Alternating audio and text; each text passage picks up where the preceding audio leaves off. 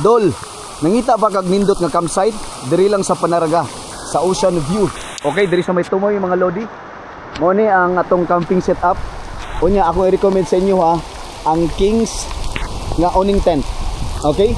Kung gusto mo Kings nga awning tent, kontakan ninyo si Dodong Lagan. Inani kalig-on sa pagkusog kaing ulan, kusog ang hangin. Lig-on kina dol, di gyud na matarog dol. Nya safe mo ani. So inani siya ka setup, akong ginabuhat. Ginapaubos na ko ni kining diri dapita para ang iyang tubig mo diretso diri dapita mga dol. So inani amo ang camping setup.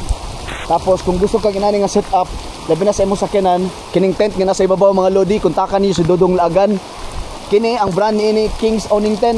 Mao ni usa sa mga ginagamit pud lodi. So ma-check niyo ang sakyanan ni Gio ong Kings pud to ang iyang awning tent. So mo ni dol, the best kay ni. Lig-on kini, baga kayo ang tela sa tent. Nani kanindo tapos musiga pa gining diha dapita. Nani suga diha, dapita mga dol.